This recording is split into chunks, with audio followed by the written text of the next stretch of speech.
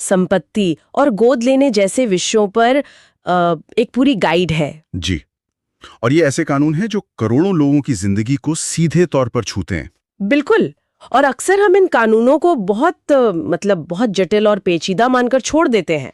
सही कहा। लेकिन असल में ये हमारे समाज की कहानी बताते हैं कि कैसे परिवार की परिभाषा, रिश्तों के मायने और अधिकारों की समझ वो वक्त के साथ बदली है। और यही आज हमारी कोशिश रहेगी। हम इन कानूनी अवधारणाओं की गहराई में उतरेंगे और देखेंगे कि ये परंपरा और आधुनिकता के बीच कैसे एक संतुलन बनाते हैं।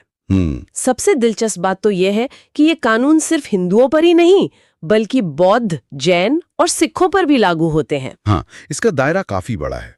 कानूनी तौर पर जो कोई भी मुस्लिम, ईसाई, पारसी या यहूदी नहीं है, उस पर यही कानून लागू होते हैं। बिल्कुल, जब तक कि कोई मजबूत स्थानीय प्रथा या कस्टम इसके विरुद्ध न हो। तो आज की हमारी पड़ताल कुछ बुनियादी सवालों के इर्द गिर्द घूमेगी, जैसे हिंदू विवाह एक पवित्र संस्कार है या एक कानूनी अनुबंध। एक बहुत बड़ा सवाल। और वो दूसरा बड़ा सवाल जिसने दशकों तक बहस छेड़ी है, क्या बेटियों को अपने पिता की संपत्ति में बेटों के बराबर हक है? चलिए इन सवालों के जवाब खोजते हैं। और ये दोनों ही सवाल इस बात का बेहतरीन उदाहरण है कि कैसे हमारा कानून जड़वत नहीं है। मतलब ये कि वो समाज की जरूरतों के हिसाब से लगातार विकसित हो रहा है। It evolves. ठीक है, तो शुरुआत कहाँ से करें? ये कानून आखिर आते कहाँ से हैं? इनकी नींव क्या है? देखिए, इसको समझने का सबसे अच्छा तरीका है हिंदू विधि को एक पुराने विशाल पेड़ की तरह देखना। एक पेड़ की तरह? दिलचस्प है। हाँ, जिसकी जड़ें बहुत गहरी हैं और इन जड़ों को हम प्राचीन स्रोत कह सकते हैं। और ये जड़ें क्या हैं? इनमें आते हैं वेद, जिन्हें श्रुति भी कहते हैं, फिर स्मृतियां, जैसे मनुस्मृति का नाम तो सबने सुना ही होगा। हाँ बिल्कुल। और इन सबसे भी ज्यादा महत्वपूर्ण हैं रीति रिवाज, कस्टम्स। रीति रिवाज मतलब वो प्रथाएं जो पीढ़ियों से चली आ रही हैं। जी। पर क्या हर प्रथा को क्या उसे कानून का दर्जा मिल जाता है? नहीं, बिल्कुल नहीं। कानून किसी भी रीति रिवाज को मान्यता देने से पहले 3 चीजें परखता है। अच्छा, क्या है वो? 1, वो प्रथा बहुत पुरानी होनी चाहिए। 2, वो निश्चित और स्पष्ट होनी चाहिए, मनमानी नहीं। और 3, जो बहुत जरूरी है, वो तर्क संगत होनी चाहिए और सार्वजनिक नीति के खिलाफ ना हो। ठीक है, तो ये तो हो गई पेड़ की जड़ें। और इसकी शाखाएं जो आज हमें दिखती हैं, वो हैं हमारे आधुनिक स्रोत, मतलब संसद के बनाए कानून। बिल्कुल। आजादी के बाद भारत की संसद ने हिंदू पर्सनल लॉ को व्यवस्थित करने के लिए 4 बड़े कानून बनाए। 4 कानून? हाँ, और ये चारों मिलकर एक हिंदू परिवार के पूरे जीवन चक्र को कवर करते हैं। 1955 का विवाह कानून, फिर 1956 का उत्तराधिकार कानून जो संपत्ति को देखता है, और 1956 की 2 और कानून जी, जो गोद लेने और गुजारे भत्ते जैसे जरूरी पहलुओं को नियंत्रित करते हैं। ये तो समझने का बहुत अच्छा तरीका है। तो चलिए इस जीवन चक्र के पहले पड़ाव से शुरू करते हैं, विवाह। हाँ। संस्कार या अनुबंध, ये सवाल मुझे हमेशा उलझाता है। और उलझाना स्वाभाविक भी है, क्योंकि इसका जवाब है दोनों। वो कैसे? देखिए, हिंदू विवाह अधिनियम 1955 के तहत ये एक पवित्र संस्कार तो है ही, जिसकी जड़ें हमारी धार्मिक परंपराओं में हैं। लेकिन साथ ही ये एक कानूनी संस्था भी है जिसे कानून नियंत्रित करता है और मान्यता देता है। मतलब आप सिर्फ रीति रिवाज पूरे करके शादी को कानूनी नहीं मान सकते, आपको कानून की शर्तें भी पूरी करनी होंगी। अच्छा, और वो शर्तें क्या हैं? एक वैध विवाह के लिए कानून क्या कहता है? मुख्य रूप से 3 शर्तें हैं। पहली और सबसे सीधी शर्त है उम्र। लड़के के लिए 21 साल और लड़की के लिए 18। बिल्कुल। दूसरी शर्त है सहमति, दोनों पक्षों की मर्जी होनी चाहिए, बिना किसी दबाव या धोखे के।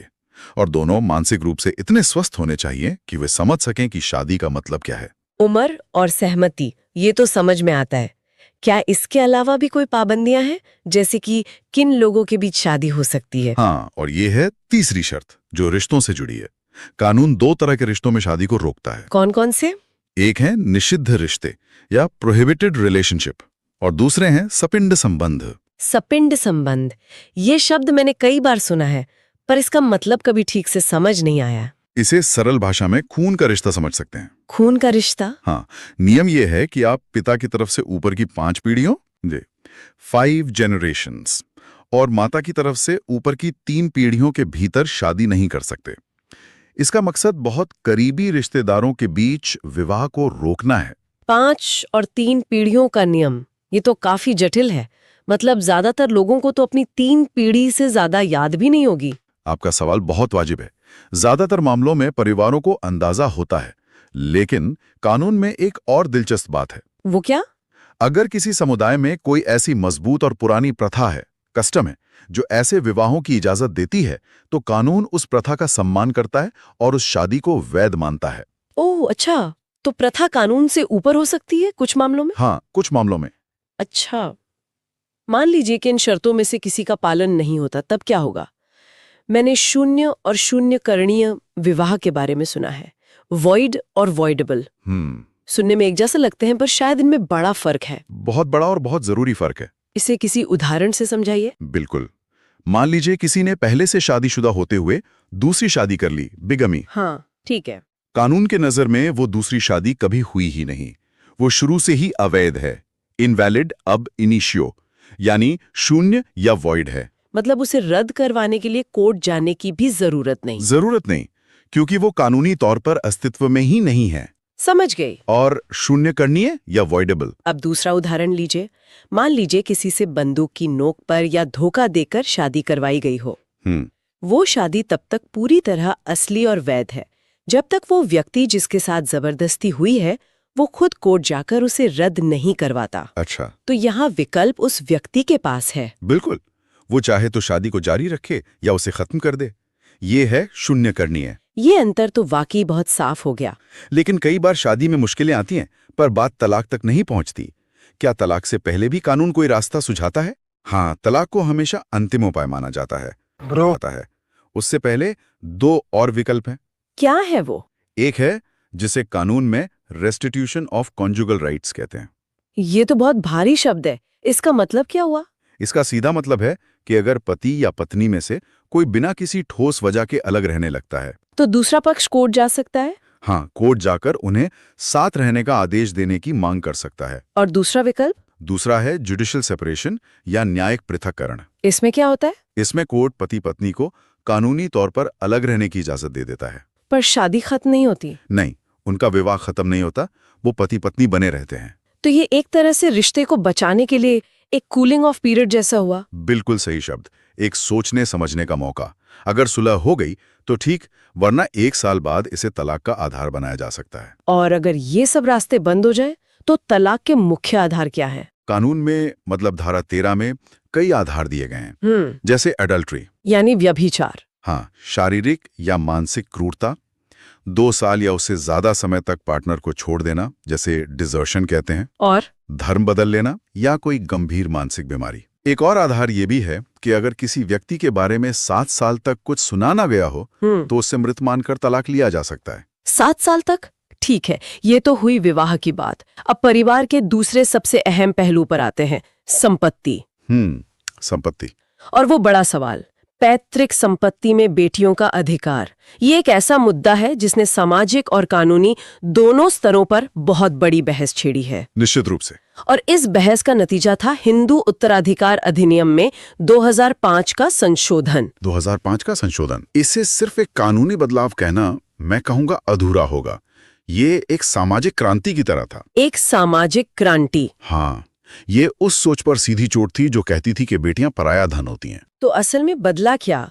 2005 से पहले और बाद में क्या फर्क है? 2005 से पहले पैतृक संपत्ति पर जन्म से अधिकार, जिसे सहदायिकी या कोपार्सनरी कहते हैं, कोपार्सनरी, वो सिर्फ बेटों का होता था। बेटियां हिस्सेदार नहीं मानी जाती थीं। और 2005 के बाद 2005 के संशोधन ने ये पूरी व्यवस्था ही बदल दी।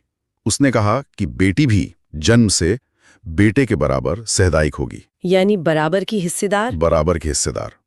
उसे संपत्ति में बराबर का अधिकार और बराबर की जिम्मेदारियां दोनों मिलेंगी। और ये सिर्फ कानूनी बदलाव नहीं था, जैसा आपने कहा, ये एक सामाजिक संदेश भी था। बिल्कुल, इसने परिवार की आर्थिक संरचना और बेटी के भविष्य को देखने का नजरिया ही बदल दिया। लेकिन क्या ये जमीनी स्तर पर लागू हो पाया है? ये एक बहुत बड़ा सवाल है। ये भी सच है कि आज भी जागरूकता की कमी और सामाजिक दबाव के कारण कई बेटियों के लिए इस अधिकार को हकीकत में बदलना एक चुनौती है। कानून बन गया है, पर सोच को बदलने में अभी भी वक्त लग रहा है।